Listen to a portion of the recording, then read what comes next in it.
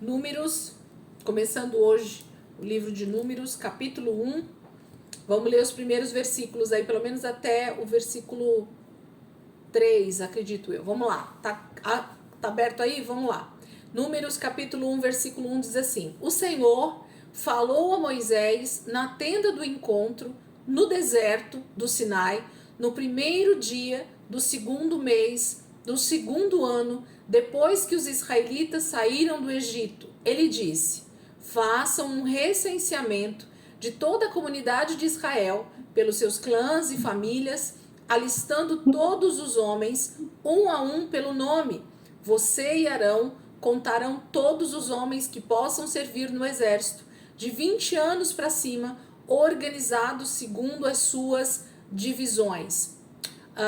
Um homem de cada tribo, o chefe dos grupos de famílias, deverá ajudá-los. Então, até aqui, só para a gente já pôr esse pano de fundo aí. Você que estiver anotando, eu acho bem interessante, ou se você quiser anotar aí na sua Bíblia mesmo.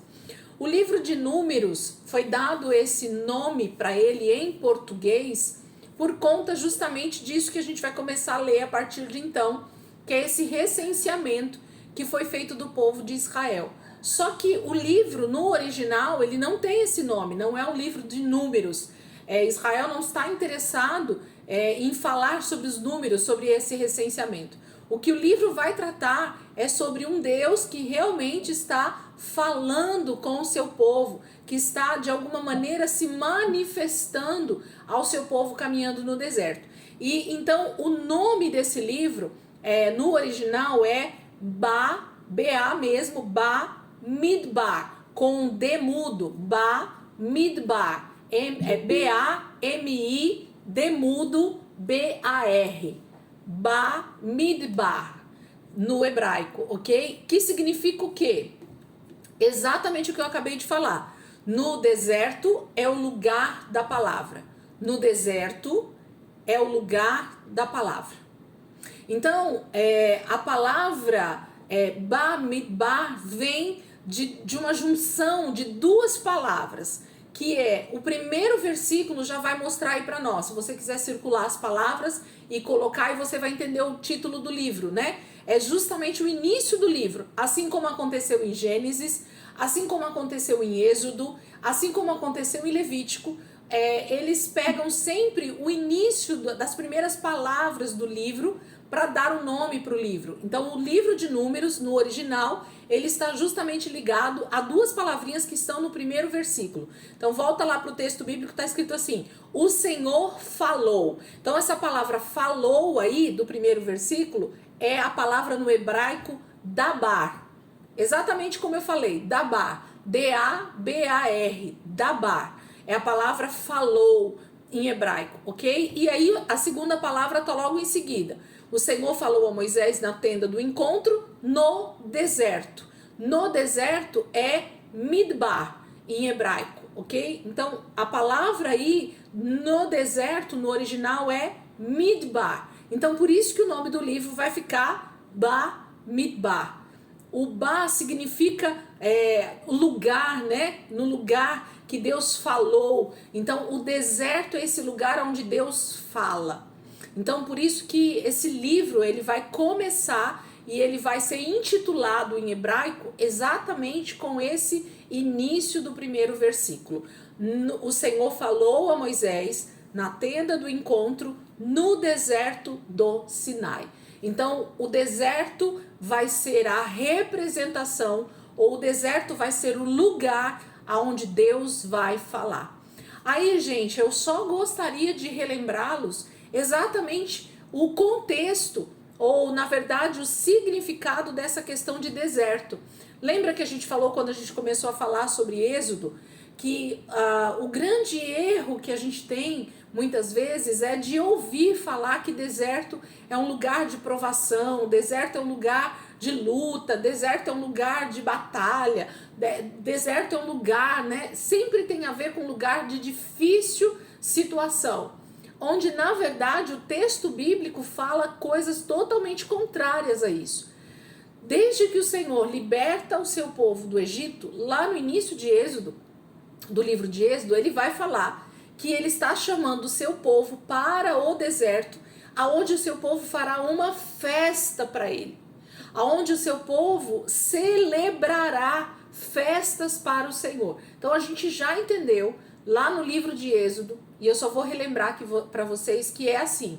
Nós temos 3 estágios, exatamente em toda a Bíblia Sagrada, só existem 3 lugares que a Bíblia vai trazer como referência para nós. A primeira é o lugar da escravidão. Então, por causa do pecado, todos nós pecamos e destituídos estávamos da glória de Deus, né? Sem Jesus. Então, todos pecaram e destituídos estão da glória de Deus. Então, nós estávamos em um lugar de escravidão, que a Bíblia vai trazer como representação, como tipologia, o Egito. Aqui, né, no início da Bíblia, é o Egito que vai ser essa representação de lugar de escravidão, de lugar de opressão. Então, o primeiro lugar que a gente tem é o Egito. Então, o Egito, ele é a representação de escravidão e de opressão. Então, todas as vezes que a gente vê o Egito sendo citado na Bíblia, a gente tem essa referência dessa tipologia de um lugar de opressão, de um lugar de escravidão. O segundo lugar que nós temos é esse deserto. Então, a Bíblia vai falar muito sobre esse deserto. Mas o deserto era o lugar aonde Israel estaria caminhando rumo à terra prometida, rumo a um lugar da promessa, e nesse lugar Deus chama o seu povo para celebrar. Então, em todo o livro de Êxodo é isso que a gente vai ver Deus falando com Moisés. O meu povo deve celebrar uma festa para mim. E ele vai dar todas as festas bíblicas, estão descritas ali no Êxodo, justamente para que o povo, a partir do momento que eles saíssem do Egito, eles teriam o deserto para caminhar até a terra prometida, e nesse lugar de deserto seria um lugar de muita festa, deles festejarem. Então, o deserto é um lugar por onde eu vou caminhar rumo à promessa, rumo à terra prometida. Então, o deserto é um lugar de muita celebração, é um lugar de muita alegria, é um lugar de realmente entendermos que Deus está conosco, e porque Ele está conosco, caminhando conosco, a sua presença é real. Deus monta o seu tabernáculo no meio do seu povo ali no Êxodo, e Ele diz: eu vou estar com vocês todos os dias até o fim. A promessa de Deus sempre é essa. Então a gente tem o segundo lugar, que é esse deserto. E esse deserto, então, não é um lugar de provação e de tristeza, é um lugar de festa. Esse é o principal pensamento que nós devemos ter quando a gente ouve a palavra deserto. Senhor, eu estou no deserto. O que é o deserto? O deserto é um lugar onde eu estou saindo da escravidão do Egito e estou caminhando rumo à terra prometida. Só já trazendo rápido para nós aqui, para o nosso contexto. O Egito, então, é a representação do lugar onde a gente era escravo do pecado. Nós também estávamos escravizados, tínhamos essa opressão sobre nós, debaixo do jugo de Satanás, mas Cristo nos libertou, nos transportou do império das trevas para o reino do Filho do seu amor, né? Colossenses 1:13 vai falar isso. Então, a gente tem essa libertação assim como Israel teve. E nós estamos também rumo à terra prometida. O que é a terra prometida para nós hoje? É a nova Jerusalém que vai descer do céu. É essa redenção de toda a terra, é a volta de Cristo estabelecendo o seu reino sobre a terra. Então, a gente também está nesse mesmo lugar que Israel esteve por um tempo, que a palavra está demonstrando aqui para nós, que era o deserto, era o lugar de passagem, né, onde eles estavam saindo do Egito, rumo à promessa de Deus sobre a vida deles, que era Canaã, ok? Então, esses 3 lugares, eles existem em toda a palavra de Deus. E esse continua sendo o contexto para nós hoje também. Deus está mostrando isso em toda a palavra, que esse é os 3 lugares que vão aparecer em toda a palavra de Deus, trazendo exatamente essa tipologia. Lugar de escravidão e libertação, Egito. Deserto, lugar de passagem e de muita festa, celebração, porque eu estou indo rumo à terra prometida. Deus está comigo durante essa caminhada no deserto. E depois, então, Israel entra na terra prometida, no lugar que Deus prometeu, e se estabelece ali, e o lugar é perfeito e é maravilhoso. E Deus está, então, restaurando o seu povo e restaurando a terra de Canaã. A gente vai ver isso ao longo aí dos livros que a gente vai estudar a partir de então, quando eles entrarem, né, na Terra Prometida ali com Josué. Então, quando a gente chegar lá, a gente vai falar sobre isso. Mas os 3 lugares, eles existem. Então, Números, esse livro que a gente vai começar hoje, ele vai falar dessa passagem de Israel no deserto. Então, por isso que o livro chama em hebraico Ba Midbar, que é no deserto, é o lugar onde Deus fala. Então, o que nós já podemos supor para nós? O que nós podemos já trazer para nós? Que se nós estamos também caminhando nesse deserto, rumo à Terra Prometida, que nós sabemos que é a Nova Jerusalém, nós estamos exatamente no lugar que Israel estava nesse momento da história e Deus continua falando da mesma maneira. Então, esse período que nós estamos vivendo na Terra, qual é o período, então, de forma tipológica? O que Deus está falando conosco, então, hoje? Exatamente a mesma coisa. Deus continua falando com o seu povo, agora não mais somente Israel, mas agora Israel, né, e os gentios, a igreja. Então Deus continua falando no deserto. Percebem? Conseguiram entender o que eu estou querendo dizer? Deus continua da mesma maneira se manifestando, falando, habitando no meio do seu povo, nesse processo chamado deserto. E o que nós devemos fazer no deserto?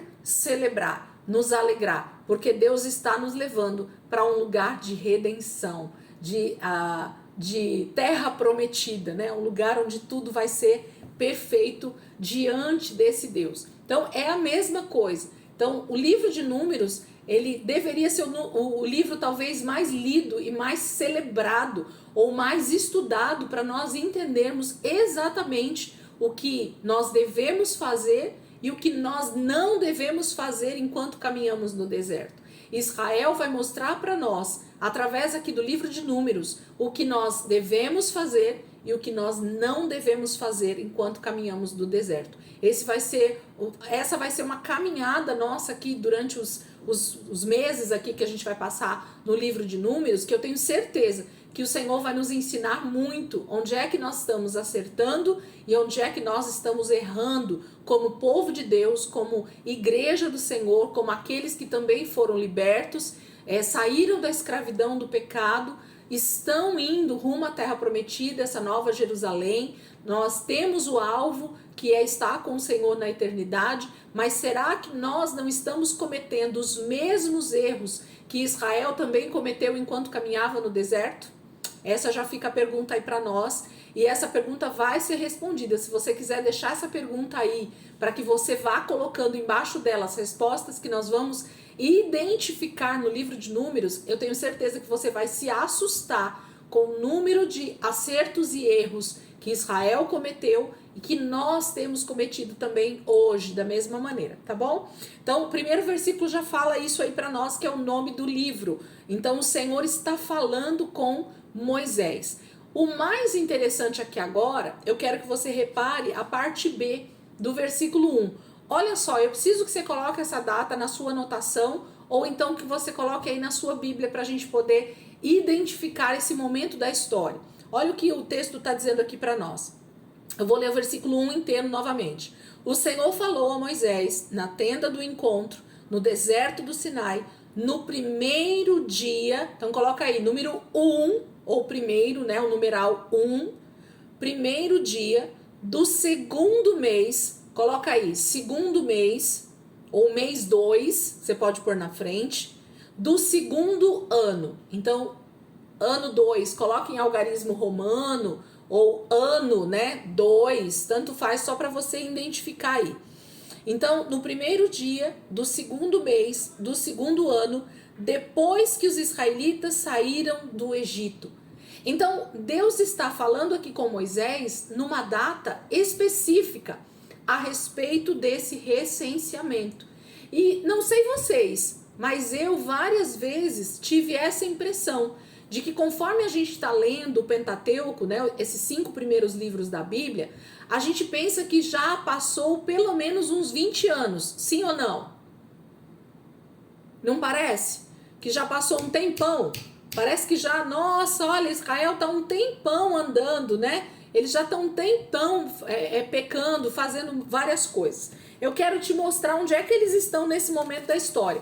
Volta lá para o livro de Êxodo, último capítulo de Êxodo, para a gente identificar uma coisa aqui e vocês vão ver onde é que eles estão. O próprio texto já está falando, né, onde Deus está falando com Moisés ali, que é no Monte Sinai, mas a gente vai ver a data, né, para a gente poder ver o que está acontecendo aqui. Êxodo, capítulo 40, versículo 17. Êxodo 40, versículo 17. Êxodo 40, versículo 17. Olha o que está escrito aí. Assim, o tabernáculo foi armado no primeiro dia do primeiro mês do segundo ano. Coloca essa data um pouquinho acima dessa data que você escreveu aí, se você escreveu. Vamos lá? Primeiro dia, então dia 1 do primeiro mês, coloca mês 1 do segundo ano.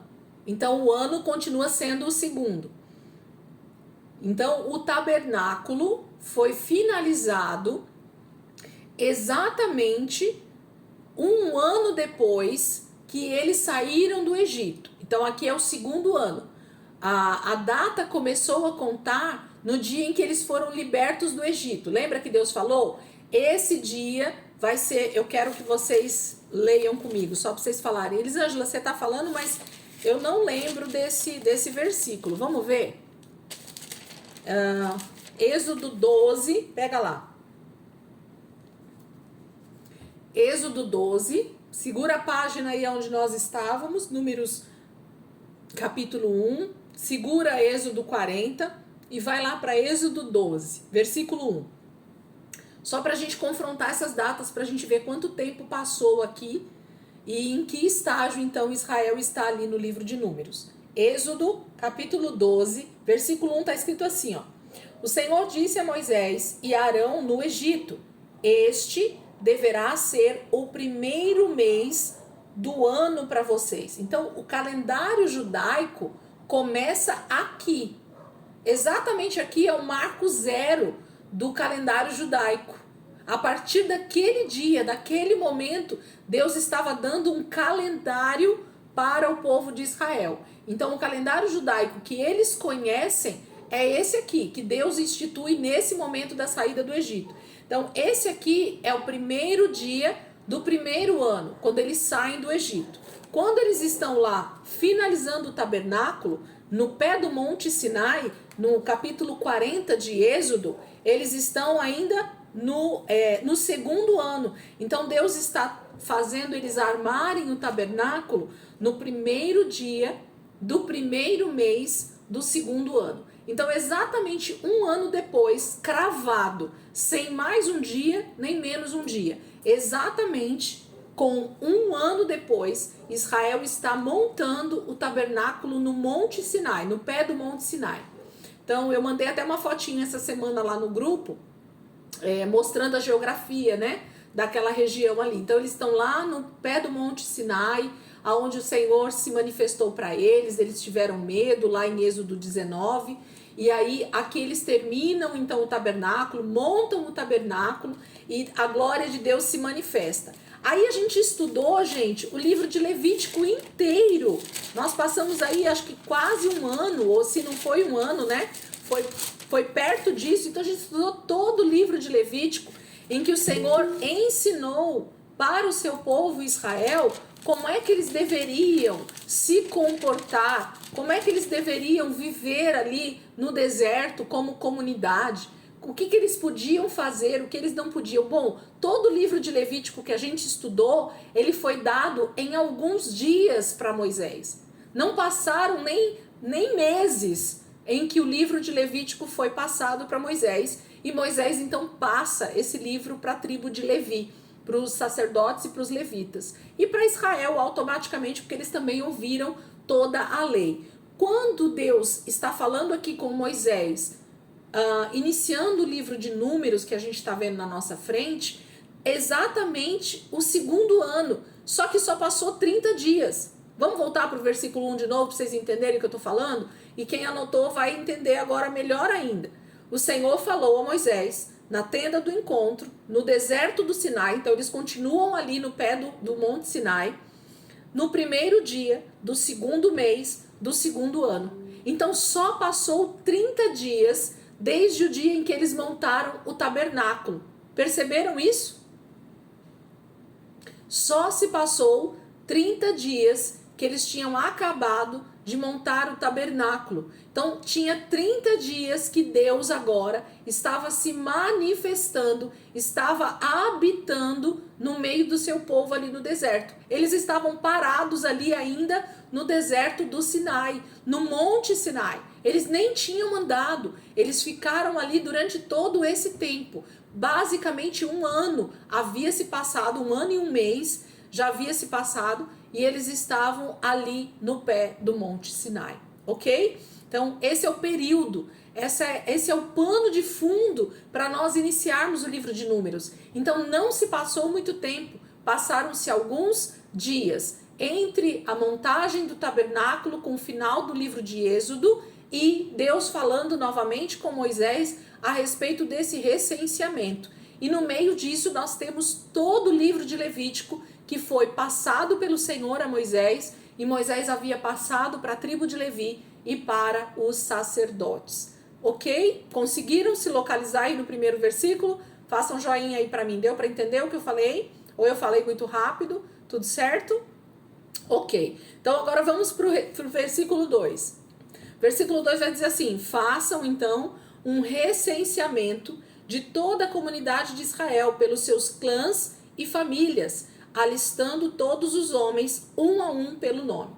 Aqui existe 3 coisas bem importantes para a gente poder já pensar, e essa dúvida geralmente acontece quando a gente começa a estudar a Bíblia. Essa semana mesmo eu recebi uma mensagem perguntando isso para mim, porque as pessoas olham lá para o livro de Gênesis principalmente e falam assim: mas como é que apareceu esse povo todo? Como é que tinha milhões de pessoas? Como é que tem tantos casamentos, tantas pessoas casando? Quem casou com quem? Sendo que na Bíblia só está falando de tal pessoa e de tal pessoa.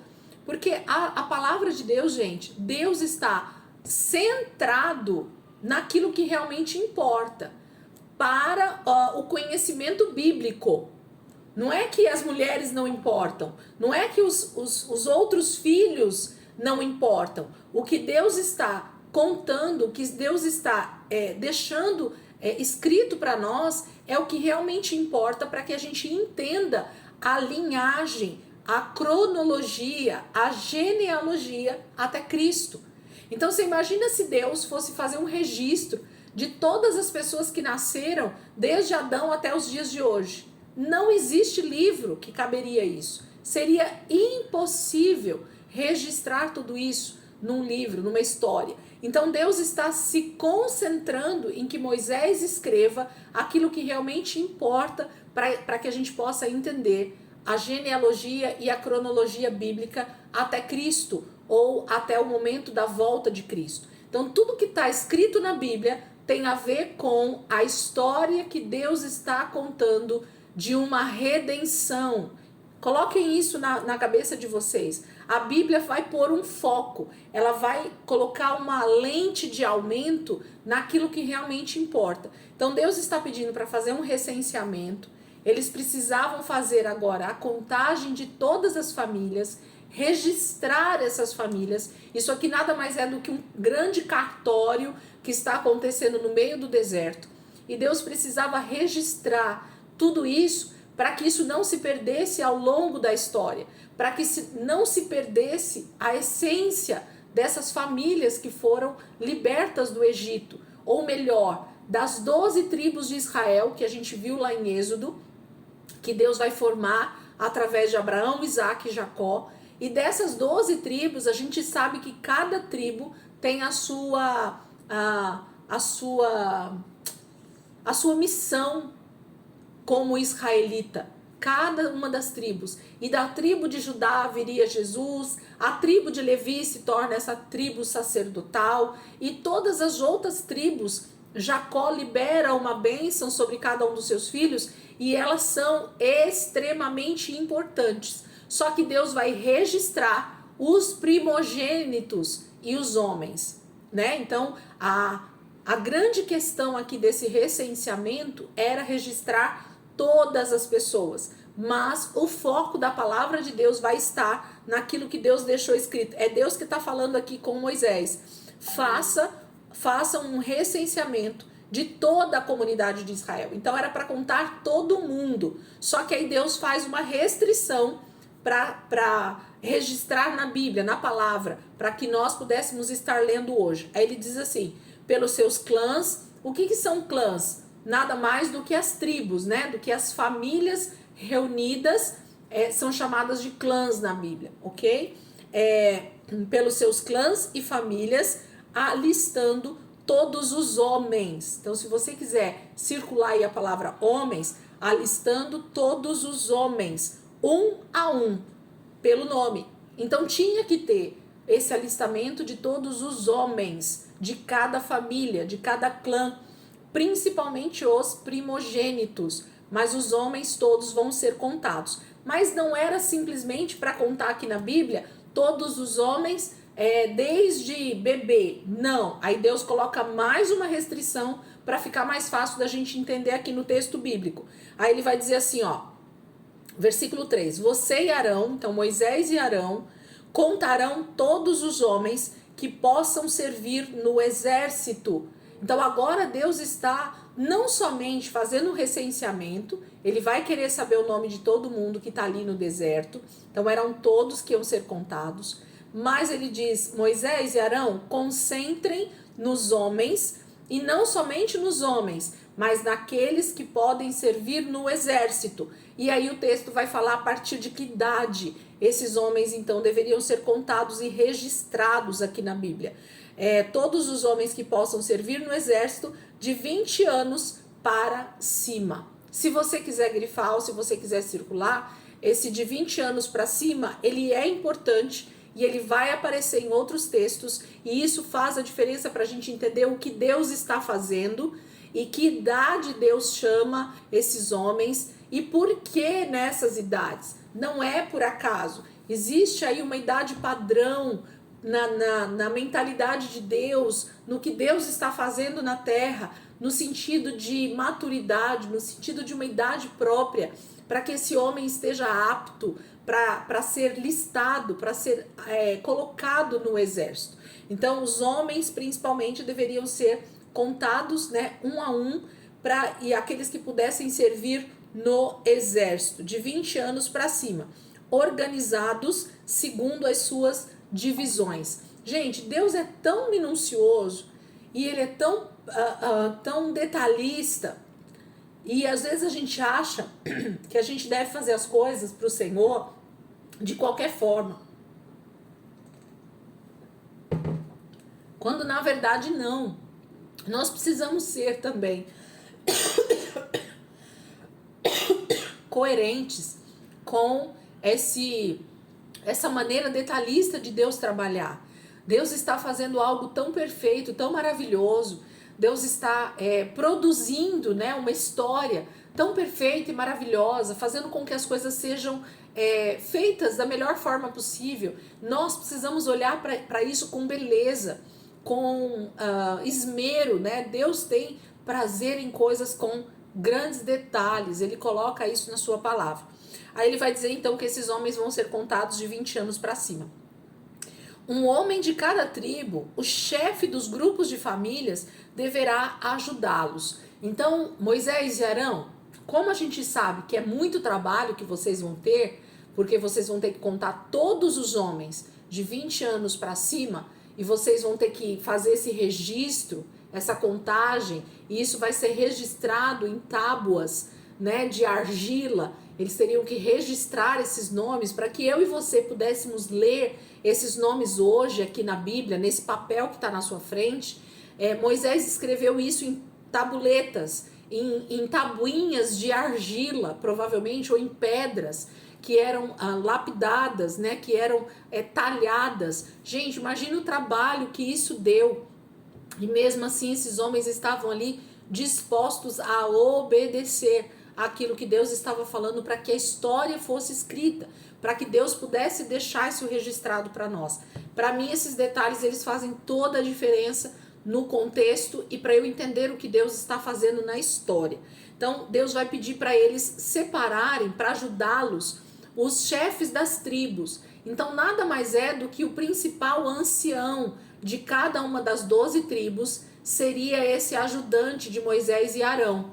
Então, Arão e Moisés iriam fazer esse registro, só que com a ajuda desses homens. Então, cada tribo separaria um homem, um ancião da sua tribo, o principal provavelmente, que era o homem mais velho, ou aquele que tinha uma maior expressão, né, talvez familiar, dentro da sua tribo. Esse homem também ajudaria. Então, além de Moisés e Arão, nós tínhamos mais 12 homens, 11, né, porque a tribo de Levi já ficava ali com Moisés e Arão. Nós tínhamos mais 11 anciãos, homens, que ajudariam. Então, cada líder da sua tribo iria fazer essa contagem, iria ajudar Moisés e Arão nessa contagem. Por isso que fica mais fácil as coisas de se fazerem. Percebem que Deus mais uma vez está mostrando outro detalhe? O detalhe de que nós somos feitos para trabalhar organizados em grupos, como uma família, como uma comunidade, para que o trabalho fique mais leve. Você imagina se Moisés e Arão, só 2 homens, tivessem que contar todos os homens das 12 tribos de Israel, e a gente vai ver aqui que não é pouco. Então, imagine o trabalho que os dois teriam. Quando eles dividem a tarefa, tudo fica mais fácil, tudo fica mais tranquilo de ser feito. Então, Deus está pedindo para que eles façam isso. Vamos ler agora o restante do capítulo 1, para a gente já entender o que está acontecendo aqui.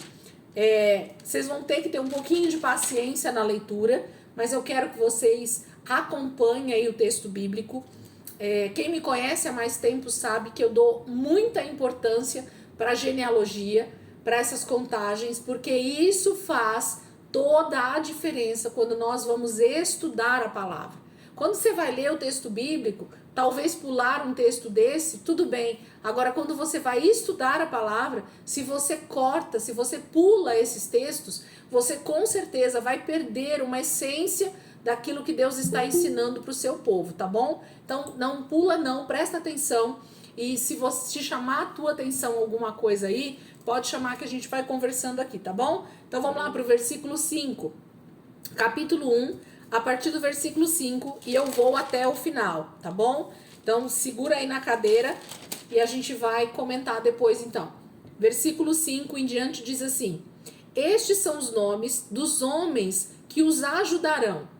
De Rúben, deixa eu só falar um detalhe aqui para vocês. Se vocês quiserem já circular as 12 tribos aí, né, que é Rúben, Simeão, Judá, podem circular. Só que esses homens, Rúben, Simeão, Judá, Levi, eles não estão mais entre eles não estão mais vivos, eles morreram lá no início do livro de Êxodo praticamente, ok? Porque eles já eram homens quando Deus leva Jacó para o Egito. Eles permanecem no Egito quanto tempo, gente? 430 anos. Então, as primeiras gerações das 12 tribos de Israel, elas não estão mais vivas. Então, quando ele fala que o nome de Rúben, Simeão, Judá, Issacar, ele está dando a referência da tribo, de que tribo esse homem representa, ok? E não que esse homem, Rúben, Simeão, ainda está vivo, tá bom? Então, só um adendo aí para vocês. Então, se vocês quiserem grifar esse primeiro nome aí, de cada uma das tribos, só como referência, mas o homem seguinte é que vai ser o ajudante, então, de Moisés e Arão, representando essas tribos. Vamos lá, então? Então, de Rúben, então, da tribo de Rúben, que é essa primeira tribo de Israel, Elisur, que é filho de Sedeur. De Simeão, Selumiel, filho de Zurizadai. De Judá, Naasson, filho de Aminadab. De Issacar, Natanael, filho de Zuar. De Zebulon, Eliabe, filho de Elon. Dos filhos de José, de Efraim, Elisama, filho de Amiúde. E de Manassés, Gamaliel, filho de Pedazur. De Benjamim, Abidã, filho de Gideone. De Dan, Aieser, filho de Amizadai. De Aser, Pagiel, filho de Ocrã, de Gade, Eliasaf, filho de Deuel, de Naftali, Airá, filho de Enã. Então, se vocês estão acostumados a ler a genealogia, a gente consegue identificar fácil. Se a gente não está acostumado, a gente às vezes se perde um pouquinho, porque a Bíblia sempre vai dar o nome de quem essa pessoa é filho, porque isso representa essa continuidade da genealogia, como Deus dá a importância de quem você é filho. Então sempre a gente vai ver a Bíblia falando de alguém que é filho de alguém. Alguém que é filho de alguém. Por quê? Porque se você pôr isso numa árvore genealógica, você vai identificar de quem essa genealogia está falando. E aí você consegue trilhar um caminho, tanto de volta para trás, né, para chegar em Adão, como para frente, para chegar em Jesus. Então, como é que os escritores bíblicos, ou como é que a genealogia, por exemplo, de Jesus, ela foi escrita, se isso não tivesse registrado nessas genealogias do Antigo Testamento? Então, isso faz toda a diferença, tá? Então, eu vou dar só o exemplo aqui do primeiro para vocês entenderem. Então, o texto está dizendo que de Rúben, da tribo de Rúben, que foi o primeiro filho de Jacó, o representante que ajudaria Moisés e Arão, o nome dele é Elisur. E ele é filho de Sedeur, ok? Então tá dando o nome da tribo, da cabeça da tribo, que é Rúben. Tá dando o nome do representante que vai ajudar Moisés e Arão nessa contagem. E tá dando de quem ele é filho. Quem é o pai dele. Porque da tribo de Rúben existem outros homens. Porém, se a gente puxar na genealogia, a gente vai ver que de Rúben teve um filho, esse filho teve outro filho, e assim sucessivamente. Então, tanto o Elisur quanto o Sedeur são primogênitos das suas famílias. Conseguem entender isso? Ou não conseguem entender o que eu estou falando? Ok? Então sempre vai falar sobre a cabeça, sobre o primogênito de cada família. E assim ele descreve todos os outros. Versículo 16.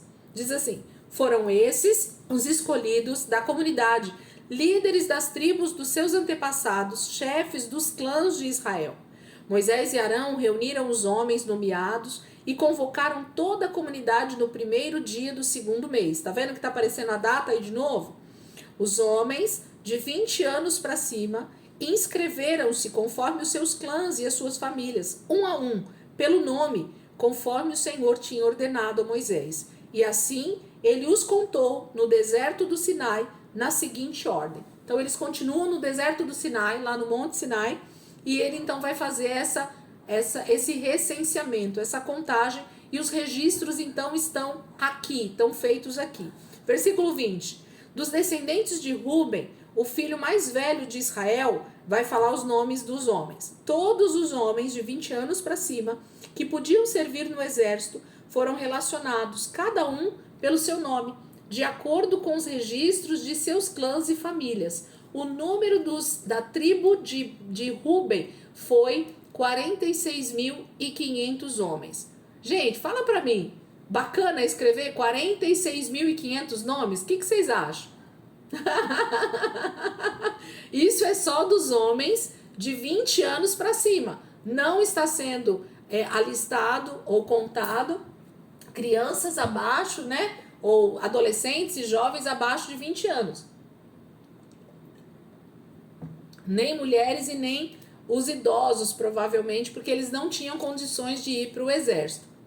Versículo 22. Então, eu costumo fazer os meus estudos, depois vou mostrar uma folhinha para vocês do meu primeiro estudo sobre esse texto.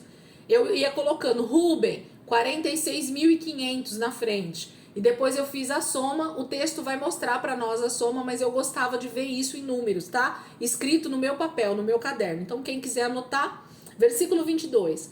Dos descendentes de Simeão, todos os homens de 20 anos para cima que podiam servir no exército foram relacionados, cada um pelo seu nome, de acordo com os registros de seus clãs e famílias. O número da tribo de Simeão foi 59.300. Dos descendentes de Gade, todos os homens de 20 anos para cima que podiam servir no exército foram relacionados, cada um pelo seu nome, de acordo com os registros de seus clãs e famílias. O número dos da tribo de Gade foi 45.650. Dos descendentes de Judá, todos os homens de 20 anos para cima que podiam servir no exército foram relacionados, cada um pelo seu nome, de acordo com os registros de seus clãs e famílias. O número dos da tribo de Judá foi 74.600. Dos descendentes de Issacar, todos os homens de 20 anos para cima que podiam servir no exército foram relacionados, cada um pelo seu nome, de acordo com os registros de seus clãs e famílias. O número dos da tribo de Issacar foi 54.400. Dos descendentes de Zebulon, todos os homens de 20 anos para cima que podiam servir no exército foram relacionados, cada um pelo seu nome, de acordo com os registros de seus clãs e famílias. O número dos da tribo de Zebulon foi 57.400. Dos filhos de José, dos descendentes de Efraim, todos os homens de 20 anos para cima que podiam servir no exército foram relacionados, cada um pelo seu nome, de acordo com os registros de seus clãs e famílias. O número dos da tribo de Efraim foi 40.500. Dos descendentes de Manassés, todos os homens de 20 anos para cima que podiam servir no exército foram relacionados, cada um pelo seu nome, de acordo com os registros de seus clãs e famílias. O número dos da tribo de Manassés foi 32.200. Dos descendentes de Benjamim, todos os homens de 20 anos para cima que podiam servir no exército foram relacionados, cada um pelo seu nome, de acordo com os registros de seus clãs e famílias. O número dos da tribo de Benjamim foi 35.400. Dos descendentes de Dan, todos os homens de 20 anos para cima que podiam servir no exército foram relacionados, cada um pelo seu nome, de acordo com os registros de seus clãs e famílias. O número dos da tribo de Dan foi 62.700. Dos descendentes de Asser, todos os homens de 20 anos para cima que podiam servir no exército foram relacionados, cada um pelo seu nome, de acordo com os registros de seus clãs e famílias. O número dos da tribo de Asser foi 41.500. Dos descendentes de Naftali, todos os homens de 20 anos para cima que podiam servir no exército foram relacionados, cada um pelo seu nome, de acordo com os registros de seus clãs e famílias. O número dos da tribo de Naftali foi 53.400. Esses foram os homens contados por Moisés e por Arão e pelos 12 líderes de Israel, cada um representando a sua família.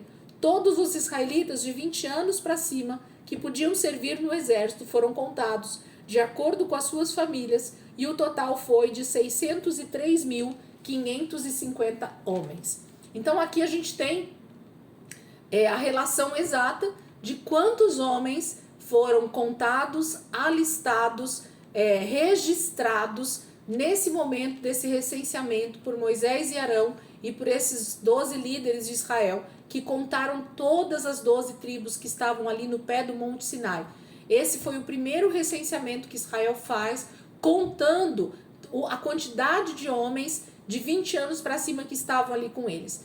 Quando os teólogos, os estudiosos falam que se saiu do Egito mais de 2 milhões de pessoas, gente, é baseado exclusivamente nesses números, inclusive. Porque aqui nós temos o registro somente de homens de 20 anos para cima.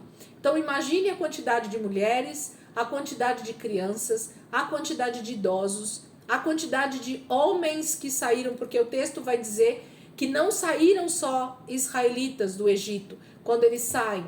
Então eles estão ali no pé do Monte Sinai e existem outros povos que saíram do Egito junto com Israel nessa libertação. O próprio texto vai falar isso lá em Êxodo. Então, se isso aconteceu, nós cremos, é a palavra de Deus, e com certeza nós tínhamos muito mais de 2 milhões de pessoas nesse momento da história sendo libertas do Egito e caminhando agora rumo à terra prometida ali no pé do Monte Sinai. Percebem? O número é altíssimo, é muito grande o número de pessoas que Deus estava levando para a terra prometida, que tinham sido libertos do cativeiro do Egito. Muito interessante ver que a promessa de Deus a Abraão, Isaque e Jacó está se cumprindo, porque ele disse que o seu povo seria incontável, seria como a areia do mar, seria como as estrelas que estão no céu. Abraão, você pode contar? Se você puder contar, esse vai ser o número de descendentes que virão a partir de você.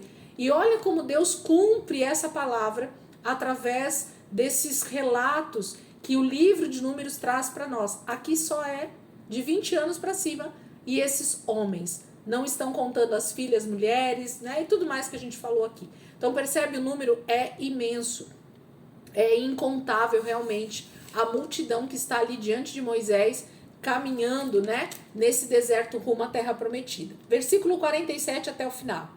As famílias da tribo de Levi, porém, não foram contadas juntamente com as outras, pois o Senhor tinha dito a Moisés: não faça o recenseamento da tribo de Levi, nem a relacione entre os demais israelitas. Em vez disso, designe os levitas como responsáveis pelo tabernáculo, que guarda as tábuas da aliança por todos os seus utensílios e por tudo que pertence a ele.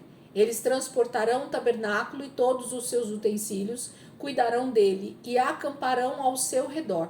Sempre que o tabernáculo tiver que ser removido, os levitas os desmontarão, e sempre que tiver que ser armado, os levitas o farão. Qualquer pessoa não autorizada que se aproximar do tabernáculo terá que ser executada.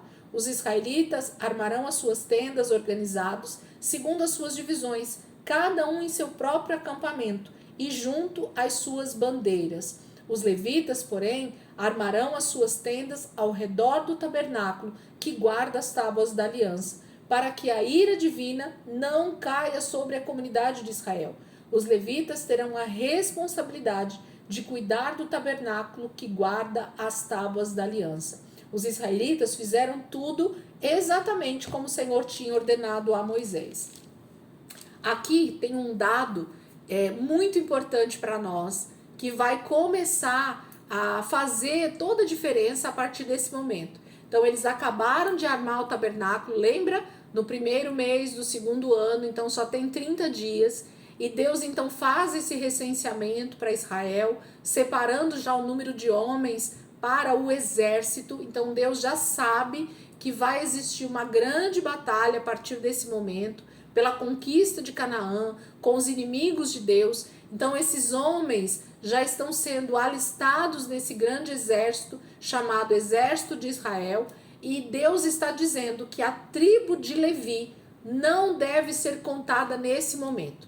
Em outro momento ela vai ser contada sim, mas nesse momento não é necessário. Por quê? Porque nesse momento Deus já está dando a função da tribo de Levi. Toda a tribo de Levi, ela tem a função específica de cuidar do tabernáculo e de tudo que é referente a ele. Então a gente viu isso lá no livro de Êxodo, a gente viu o livro inteiro de Levítico, que vai falar sobre as leis, sobre a forma que eles deveriam se comportar, como é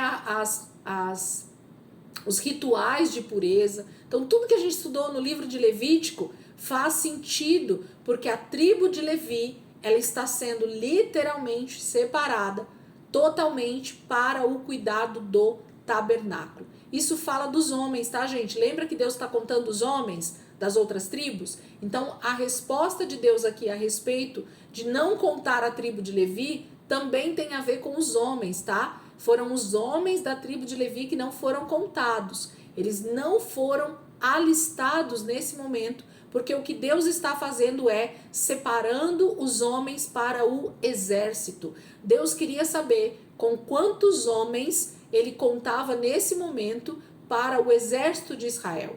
Então era esse o movimento que Deus estava fazendo a respeito de fazer esse recenseamento, por conta das guerras que começariam a acontecer a partir desse momento até a conquista da terra prometida e depois dela. O exército de Israel vai ser usado desde esse momento até os dias de hoje. Então, se a gente olha lá para Israel hoje, a gente continua vendo guerras, a gente continua vendo os inimigos de Deus tentando de várias maneiras exterminar o seu povo. acabar com Israel. Isso não mudou. Deus faz esse recenseamento aqui e esses homens continuam lutando contra os inimigos de Deus até hoje. Vamos fechar aqui, eu vou terminar de falar sobre esse assunto, senão vai fechar. Du, eu fecho a aula e abro de novo, tá? Porque o tempo no Google Meet, ele fecha a partir de 1 hora. Então a gente vai fechar e abrir de novo, tá bom? Outro link.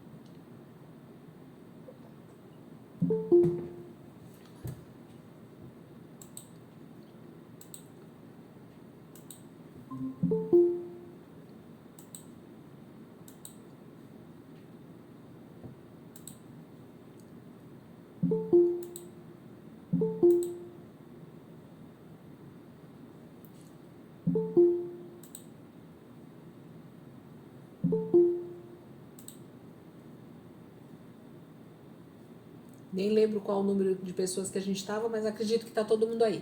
Então, gente, Deus está determinando o trabalho, né, da tribo de Levi aqui. Existem algumas coisas bem interessantes que o Senhor deixa escrito aqui para nós a respeito disso. Primeiro é o que eles fariam, né, que era justamente cuidar de tudo que era referente ao tabernáculo. Está escrito aí nesses versículos que a gente acabou de ler. Segundo, Deus diz que eles estariam responsáveis por armar e desarmar o tabernáculo a partir desse momento. Então o tabernáculo tinha acabado de ser armado ali no pé do Monte Sinai, um mês antes. Eles estavam há 30 dias acampados ali, mais precisamente 1 ano, né? 1 ano e 1 mês, desde que eles tinham saído do Egito. Então eles estão acampados ali no pé do Monte Sinai. E Deus fala assim, quando vocês forem levantar acampamento daqui, quem vai ser o responsável por desmontar o tabernáculo para começar a caminhar? E depois, quando vocês pararem novamente num outro ponto, quem vai ser o responsável de armar a tenda novamente, armar o tabernáculo novamente, arrumar tudo de novo, serão os levitas. Então vamos para o texto aqui, só para a gente ler de novo esse pedacinho, para vocês entenderem. Se restar alguma dúvida, a gente fala aí. Versículo 50, voltem aí comigo. Capítulo 1, versículo 50. Em vez disso, designe os levitas como responsáveis pelo tabernáculo que guarda as tábuas da aliança, por todos os seus utensílios e por tudo que pertence a ele. Eles transportarão o tabernáculo e todos os seus utensílios, cuidarão dele e acamparão ao seu redor. Sempre que o tabernáculo tiver que ser removido, os levitas o desmontarão, e sempre que tiver que ser armado, os levitas o farão.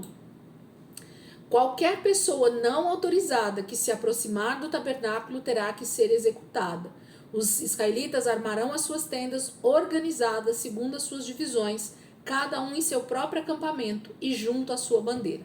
Gente, aqui é muito, muito interessante, porque a partir desse momento, Deus também está dando uma direção a respeito de como o acampamento de Israel deveria ser posicionado. Se você já viu alguma foto, ou se você já prestou atenção nesse detalhe ou não, a partir desse momento você vai começar a prestar atenção nisso. E você vai ver como Deus é organizado com o seu povo, para que eles realmente tivessem uma total organização das tribos, e tudo isso fazia sentido, apontava para algo espiritual, que a gente vai ver um pouco mais para frente. Mas o tabernáculo, ele estaria no meio. Eu vou mandar uma foto para vocês depois, quem ainda nunca viu vai ver. O tabernáculo estaria montado no meio. Ao redor do tabernáculo, no círculo que faria ao redor, seria o acampamento dos levitas. Então toda a tribo de Levi deveria armar o seu acampamento ao redor do tabernáculo. Por que, Elisângela? Já vou dar o spoiler aqui para vocês. Porque a santidade de Deus era muito maior quando você se aproximava do tabernáculo, sim ou não? Quanto mais alguém ia se aproximando do tabernáculo e ele entrava na cortina, na primeira cortina, e entrava no pátio, né? Quanto mais alguém se aproximava do tabernáculo, mais a presença de Deus era presente ali. Era muito maior a presença de Deus ali, porque Deus habitava ali no meio do seu povo a partir desse momento. Então, o que Deus estava fazendo? Deus estava cercando, colocando uma cerca mesmo, espiritual ao redor do tabernáculo. Para quê? Para que ninguém desavisado, ninguém que não estivesse ritualmente puro, se aproximasse então do tabernáculo desavisado, porque morreria. A presença de Deus naquele lugar era tão intensa e tão poderosa que se alguém se aproximasse do tabernáculo de forma displicente, de forma incoerente com o que a palavra de Deus havia pedido, com certeza essa pessoa morreria fulminada por causa da santidade de Deus. Quanto mais nós nos aproximamos do Senhor, mais nós vamos nos santificando para que a presença de Deus realmente não nos mate.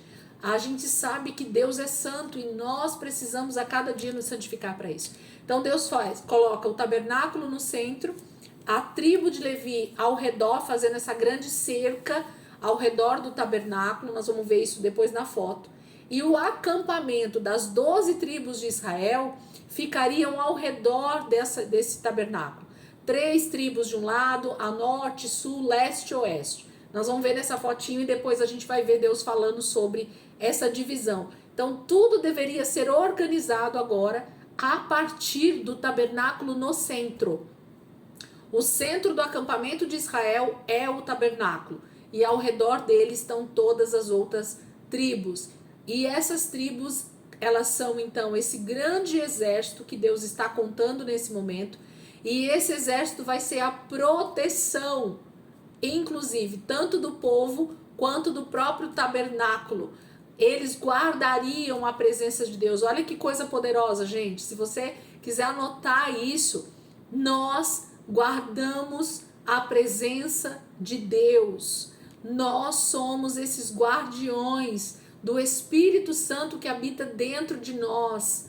Nós somos esse lugar da habitação de Deus e por isso nós nos santificamos. Nós somos esse lugar onde Deus tem liberdade de habitar, porém Ele requer que a gente esteja sempre atento aos inimigos, tentando de alguma maneira minar esse tabernáculo. E nós sabemos, a gente estudou isso lá em Êxodo 40, que nós somos o tabernáculo de Deus hoje. Nosso corpo, a nossa alma e o nosso espírito.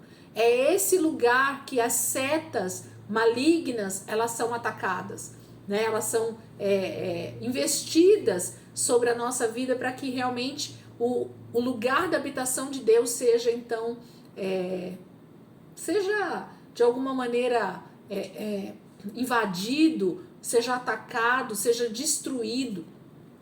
Então nós precisamos ser esses guardiões do templo de Deus, do tabernáculo de Deus, que hoje é a nossa vida também, ok? Então eles fazem exatamente como Deus ordena para eles. Então a tribo de Levi seria responsável por desarmar, né, desmontar e montar novamente conforme eles fossem andando.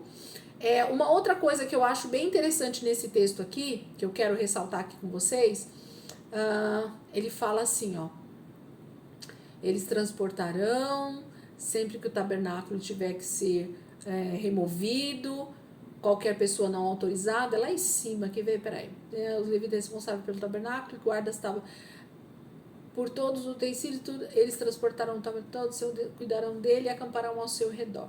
Eu acho que era isso. Eu acabei falando dessa questão do cuidado que a gente tem com o próprio tabernáculo no meio. Era isso que eu ia falar lá atrás. Capítulo 2, gente. Então, capítulo 1 acho que é isso. Se vocês entenderam, acho que a gente vai aí. Deixa eu ver que horas são. Temos um tempinho. Capítulo 2. Capítulo 2 diz assim: o Senhor disse a Moisés e Arão: os israelitas acamparão ao redor da tenda do encontro, a certa distância, cada homem junto à sua bandeira, com os emblemas da sua família. A leste, os exércitos de Judá acamparão junto à sua bandeira. O líder de Judá será Naasson, filho de Aminadab, e seu exército é de 74.600 homens.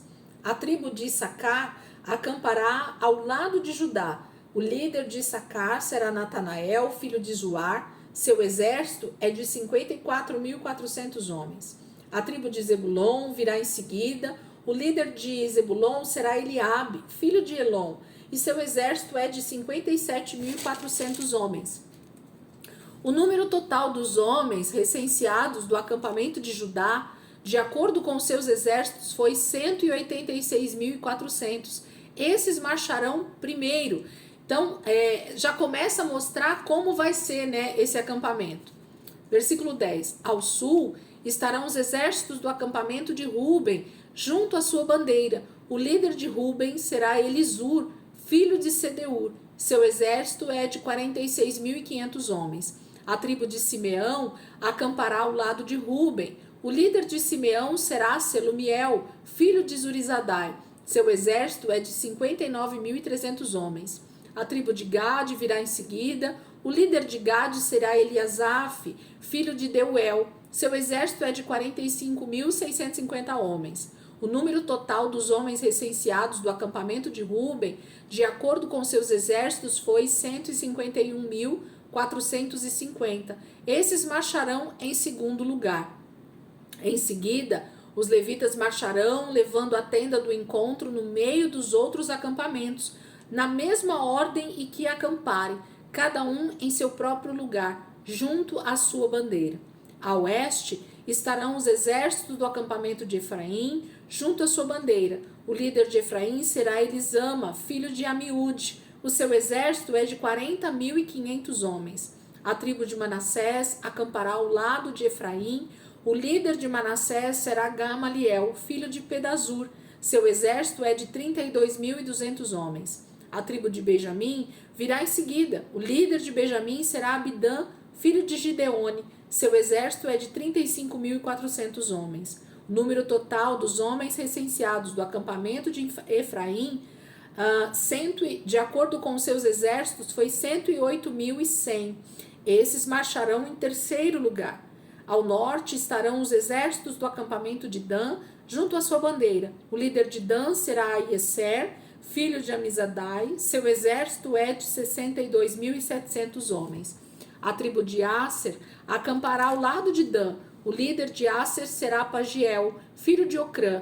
Seu exército é de 41.500 homens. A tribo de Naphtali virá em seguida. O líder de Naphtali será Airá, filho de Enã. Seu exército é de 53.400 homens. O número total dos homens recenseados do acampamento de Dan, de acordo com seus exércitos, foi 157.600. Esses marcharão por último, junto às suas bandeiras. Foram esses os israelitas contados, de acordo com as suas famílias. O número total dos que foram contados nos acampamentos, de acordo com seus exércitos, foi 603.550. Os levitas, contudo, não foram contados com os outros israelitas, conforme o Senhor tinha ordenado a Moisés. Assim os israelitas fizeram tudo o que o Senhor tinha ordenado a Moisés. Eles acampavam junto às suas bandeiras e depois partiam, cada um com o seu clã e com a sua família.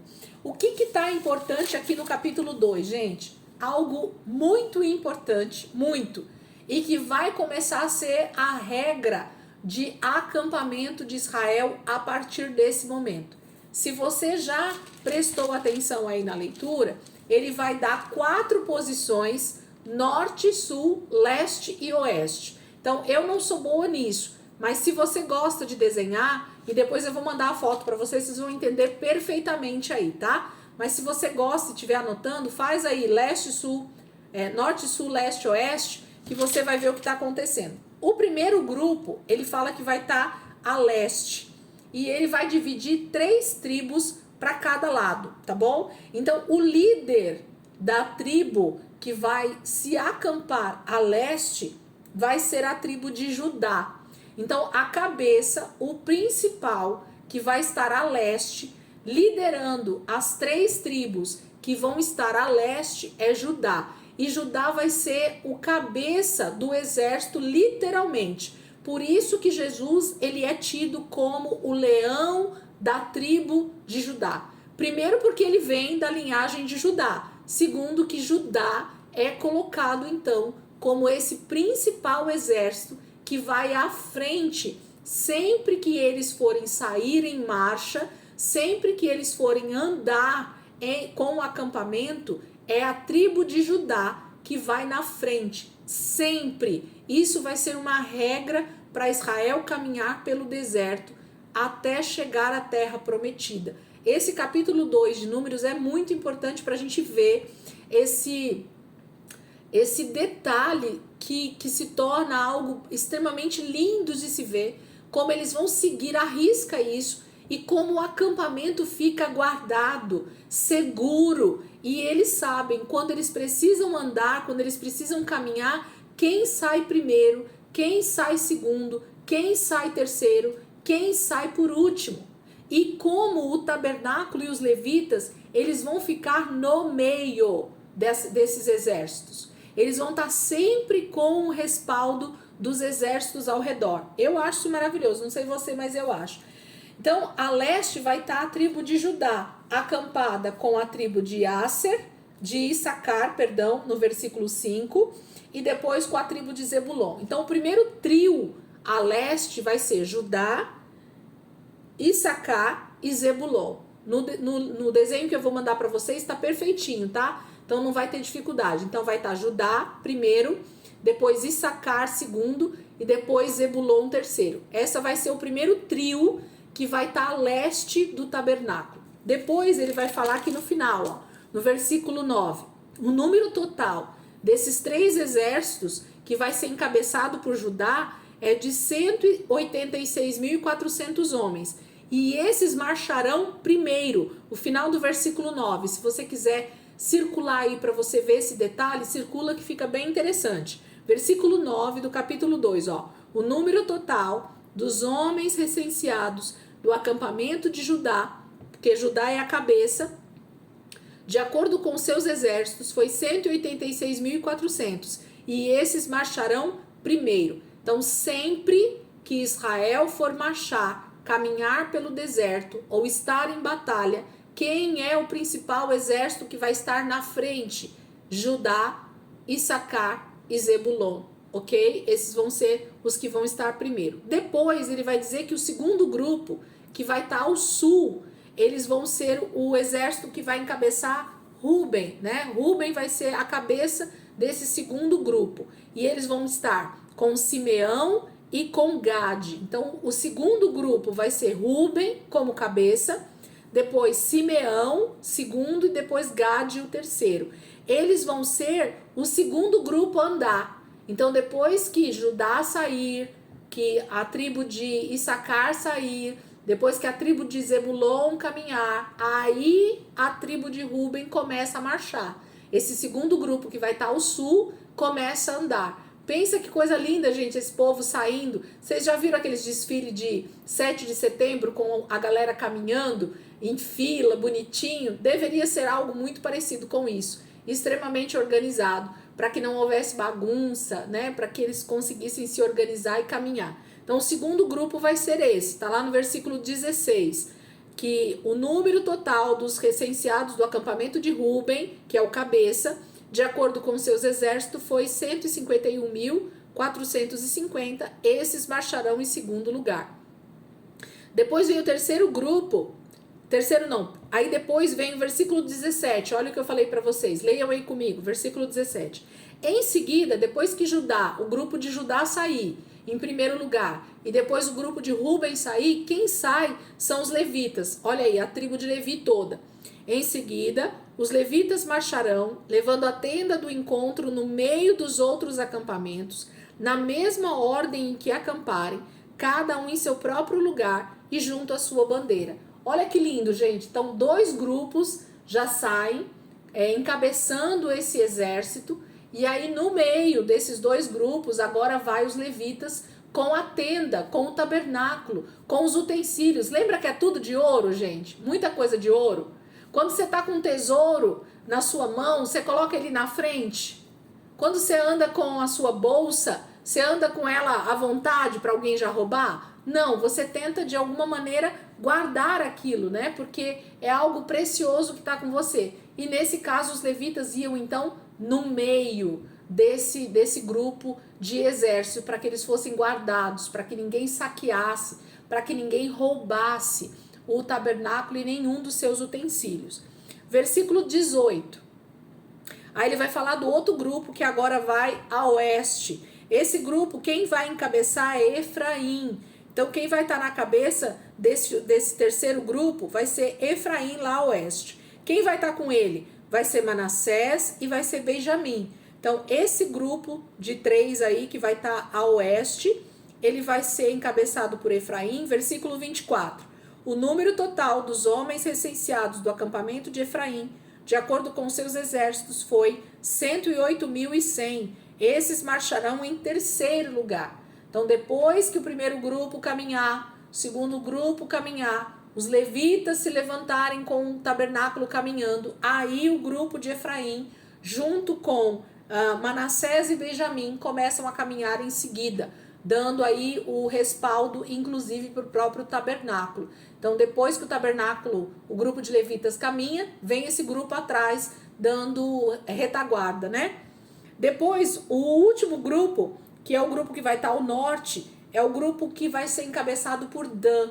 A tribo de Dan vai encabeçar esse grupo, que vai vir com Aser e Naftali. Então, o último grupo a se levantar o acampamento, a caminhar, aí por último, né? Eles vão ser justamente os últimos na fileira aí do exército, vai ser Dan como cabeça dessa tribo, desse grupo, Aser e Naftali. Versículo 31 vai falar deles, ó. O número total dos homens recenseados do acampamento de Dan, que é a cabeça, né? De acordo com seus exércitos, foi 157.600. Esses marcharão por último, junto às suas bandeiras.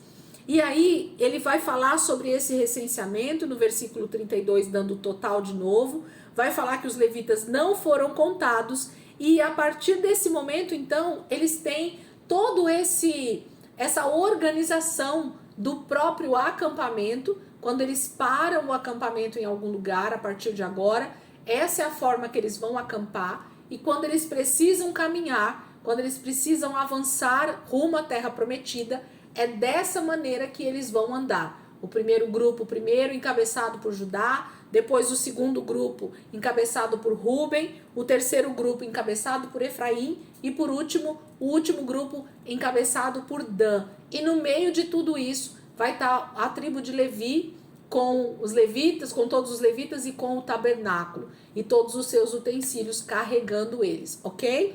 Capítulo 2 então lido, deixa eu ver aqui a hora. Dá pra gente ler um pouquinho aqui do capítulo 3. Temos 10 minutos. Tudo bem aí, gente? Tá muito ruim ver números? Não, né? Vocês vão ver que o negócio é maravilhoso. A gente vê essa forma como Deus foi agindo. Capítulo 3 diz assim: esta é a história da descendência de Arão e de Moisés, quando o Senhor falou com Moisés no Monte Sinai. Os nomes dos filhos de Arão são Nadab, o mais velho, Abiú, Eleazar e Itamar. São esses os nomes dos filhos de Arão, que foram ungidos para o sacerdócio e que foram ordenados sacerdotes. Nadab e Abiú, entretanto, caíram mortos perante o Senhor, quando lhe trouxeram uma oferta com fogo profano do deserto do Sinai. Como não tinham filhos, somente Eleazar e Itamar serviram como sacerdotes durante a vida de Arão, seu pai. O Senhor disse a Moisés: mande chamar a tribo de Levi e apresente ao sacerdote Arão para auxiliá-lo. Eles cuidarão das obrigações próprias da tenda do encontro, fazendo o serviço do tabernáculo para Arão e para a comunidade. Tomarão conta de todos os utensílios da tenda do encontro, cumprindo as obrigações dos israelitas no serviço do tabernáculo. Dedique os levitas a Arão e aos seus filhos. Eles serão escolhidos entre os israelitas para serem inteiramente dedicados a Arão. Encarregue Arão e os seus filhos de cuidar do sacerdócio, qualquer pessoa não autorizada que se aproximar do santuário terá que ser executada. E disse também o Senhor a Moisés: eu mesmo escolho os levitas entre os israelitas, em lugar do primeiro filho de cada mulher israelita. Os levitas são meus, pois todos os primogênitos são meus. Quando feri todos os primogênitos no Egito, separei para mim mesmo todo o primogênito de Israel, tanto entre os homens como entre os rebanhos. Serão meus, eu sou o Senhor. Vamos parar aqui para eu já falar um pouquinho do que Deus está falando aqui, e aí provavelmente a gente vai voltar na próxima aula a partir do versículo 14. Gente, o que Deus está mostrando aqui para nós no início do capítulo 3, com essa separação dos levitas, e ele está dizendo então para que, como, quando e o que ele vai fazer a partir desse momento. Lembrando que só tem exatamente um mês que o tabernáculo foi montado. Gente, isso me impressiona, como a gente olha para a palavra de Deus e a impressão que a gente tem que realmente passou muito tempo, mas não, só tem 30 dias que esse tabernáculo está montado no meio do povo de Israel. E Deus está falando tudo isso com eles, ensinando todas essas coisas, todas essas instruções, mandamentos, ordenanças. Deus está transmitindo como é que eles devem se comportar e o que fazer diante dessa presença de Deus que agora vai estar permanente com eles. Como é que nós devemos nos comportar, como é que nós devemos viver a partir do momento que o Espírito Santo vem habitar dentro de nós. Nós somos chamados, escolhidos como esse sacerdócio, exatamente como Arão e seus filhos estão sendo chamados, exatamente como os levitas estão sendo chamados. Agora não mais uma tribo só, mas agora um povo que Deus novamente está separando. Quando a gente faz esse paralelo com o Novo Testamento, com a vida do cristão a partir de Cristo, sendo essa tribo sacerdotal, esse povo sacerdotal que eu já expliquei para vocês que nós somos todos, a responsabilidade da tribo de Levi, ela passa totalmente para a igreja, ela passa totalmente para todo cristão. Então qualquer cristão, qualquer pessoa que aceita Jesus como Senhor e Salvador da sua vida, que o Espírito Santo agora vem habitar dentro dela, tudo isso que é a responsabilidade dos levitas e dos sacerdotes passa a ser nossa. Como assim, Elisângela? Justamente esse cuidado com o tabernáculo, que é a nossa vida hoje. Gente, isso é simplesmente formidável. Com essa questão de nós não deixarmos realmente ninguém que não é autorizado, né, falar na nossa vida, ninguém que não é autorizado tocar na nossa vida, ninguém que não é autorizado ter esse lugar que é a fala de Deus no nosso coração. Nós precisamos nos resguardar. Olha o que o texto vai dizer no capítulo 3, que é essa responsabilidade dos levitas, e ouça isso como um recado para mim e para você. O livro de Números vai nos ensinar muito. Olha só o que ele diz, versículo 1 novamente. Essa é a história da descendência de Arão e de Moisés, quando o Senhor falou com Moisés no Monte Sinai. Eles estão lá ainda. Os nomes dos filhos de Arão são Nadab, o mais velho, Abiú, Eleazar e Itamar. Então esses 4 homens, junto com Arão, seriam os primeiros sacerdotes de Israel. Todos eles, os 4 filhos de Arão e Arão, ok? Todos eles seriam os sacerdotes. Arão seria o sumo sacerdote até a sua morte. E depois que Arão morresse, sempre seria a sucessão do mais velho, né? Sempre seria o primogênito. Então, como o texto vai dizer para nós que Arão perde os seus 2 primeiros filhos já de imediato ali, nos primeiros dias do tabernáculo, Nadab e Abiú já morrem, porque eles levam o fogo profano para dentro do templo, para dentro do tabernáculo. Percebem que se nós estamos falando que só tinha 30 dias que o tabernáculo estava montado, gente, quantos dias passou para que Nadab e Abiú já errassem de maneira tão grotesca, né, tão terrível, levando fogo profano para dentro do santuário, para dentro do tabernáculo, e eles foram fulminados ali. Então eles morrem em menos de 30 dias. Arão já tem uma perda terrível dos seus 2 filhos mais velhos, de Nadab e Abiú. Então ele fica só com os 2 mais novos. Então agora são Arão, Eleazar e Itamar. Então na sucessão do sacerdócio, quando Arão morresse, quem seria o próximo na lista, já que Nadab e Abiú não tinham filhos ainda, não eram casados, ou eram, mas não tinham filhos, quando eles morrem, então a sucessão do sacerdócio passa a ser de Eleazar. É isso que a gente vai ver, que Eleazar vai tomar o lugar de Arão, assim que Arão morre, né? É ele quem toma então o lugar de sacerdote diante do Senhor lá no tabernáculo. Então ele vai falar sobre a família aqui de Arão nos primeiros versículos. Versículo 5, aí ele diz assim: o Senhor disse a Moisés, mande chamar a tribo de Levi e apresente ao sacerdote Arão para auxiliá-lo. Então o que Deus está falando aqui no versículo 5? Moisés, agora vai lá, chama toda a tribo de Levi, todos os homens, tá, gente? Pensa sempre nos homens, tá? Então, chama todos os homens da tribo de Levi e apresenta eles para Arão e para os seus filhos e mostra para eles quem vai ser líder de quem e quem tem o papel do quê. Então, Arão e os seus 2 filhos seriam os sacerdotes, que teriam todo o papel do sacerdócio, e a gente viu isso lá no livro de Levítico, o que um sacerdote faz, qual é o papel dele nas ofertas, qual é o papel dele no trabalho ali do tabernáculo, quais as ofertas que ele tem que apresentar, como ele tem que fazer. Todo o trabalho do sacerdote era feito então por Arão e depois pelos seus filhos como seus auxiliares. O restante do trabalho do tabernáculo, que era o cuidado com todo o tabernáculo, toda a parte, principalmente externa, e ali o auxílio nos sacrifícios, receber essas ofertas, limpar toda a sujeira, toda essa questão ficaria para a tribo de Levi. Então todos os homens da tribo de Levi seriam os auxiliares de Arão e dos seus filhos a partir desse momento. É isso que Deus está falando, apresenta eles para o trabalho que eles vão fazer a partir de agora, Moisés. E Moisés então faz. Versículo 7. Eles cuidarão das obrigações próprias da tenda do encontro, fazendo o serviço do tabernáculo para Arão e para toda a comunidade. Então os levitas seriam os responsáveis por auxiliar Arão e os seus filhos, que são os sacerdotes, e trabalhar para toda a comunidade.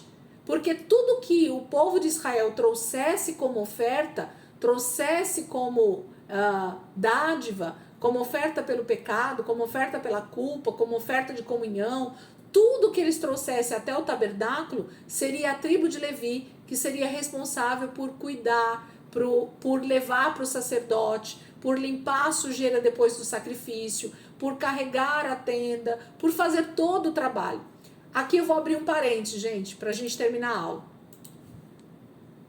Eu já falei para algumas pessoas aqui, que já estudam comigo há mais tempo, e aqui a gente vai começar a entender um pouquinho mais essa terminologia que é usada de uns, sei lá, 100 anos para cá, ou não sei se mais ou menos, eu não sei se em algum momento da história da igreja esse termo foi usado, mas eu posso dizer no século 20 e 21, esse termo começou a ser usado nas igrejas, de uma forma para nomear, para dar um título, uma nomenclatura para os músicos da igreja, ok? E aí usa-se o título de levitas. Quem são os levitas da igreja? E aí sempre estão lá os músicos, né? Como esses representantes dos levitas. E isso é um erro teológico terrível.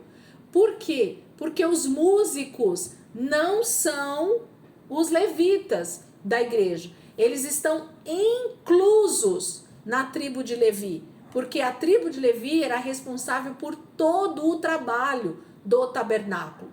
Então, a gente trazendo para os dias de hoje, o que é que os levitas fariam dentro das igrejas? Tudo.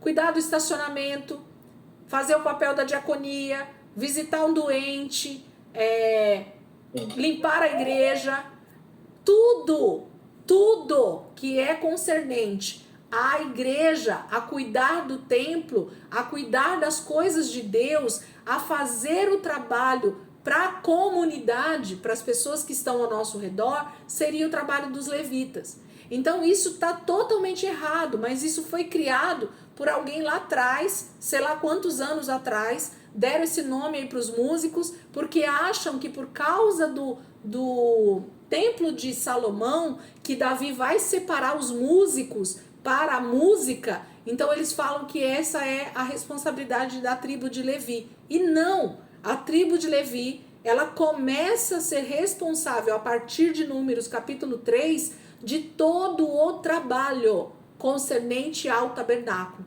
Então, se fosse para nós darmos um título dentro da igreja hoje, de levitas, seriam para as pessoas que cuidam de todo o trabalho dentro da igreja, e não somente da área da música, ok? Então, só para efeito de conhecimento, e de que a gente não use esse termo, levitas, para músicos na igreja, porque isso está errado. Primeiro que eles não nasceram de Israel, eles não são da tribo de Levi, então a gente não pode dar essa nomenclatura. E segundo que a tribo de Levi não cuidava somente da música, mas de todo o trabalho do tabernáculo, ok? Então, quer dar o nome de levita? Tem que ser para todo mundo que trabalha na igreja, então. Você é da cantina, Cíntia? Você é levita. Você é do apoio, Reginaldo? Você é levita. Renata, você é da diaconia? Você é levita. Aninha, você é da diaconia? Você é levita. Entendem o que eu estou querendo dizer? Então, todos nós teríamos, então, esse título de levitas, porque todos nós estamos inseridos no trabalho do tabernáculo. Tá bom? Então, é isso para a gente finalizar aqui a aula de hoje. E a gente volta, então, aqui no capítulo 3 de Números, seguindo aí com o nosso estudo, tá bom? Vamos orar pra gente terminar? Alguém quer orar aí?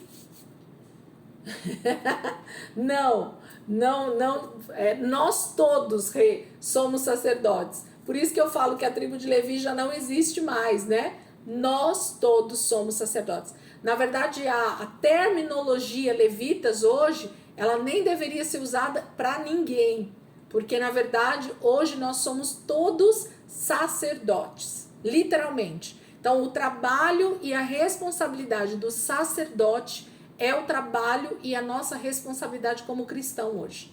Acabou a tribo de Levi, não tem um grupo mais seleto, né, que está ali no sacerdócio, e um grupo que está abaixo, que são os levitas. Nessa época existia, hoje já não mais, porque o que Deus queria é que todos fossem sacerdotes. Lembra do capítulo 19 de Êxodo, quando eu preguei sobre isso, inclusive na igreja, eu trouxe isso de novo. Essa palavra está lá nos vídeos da igreja. Quem não assistiu essa minha pregação, deveria assistir, porque realmente a gente fala bem claramente qual é o papel do sacerdote e qual é o nosso papel, então, como esse sacerdote que Deus nos chamou para ser, tá bom? Vamos orar? Alguém quer orar aí para mim? Para a gente finalizar a aula?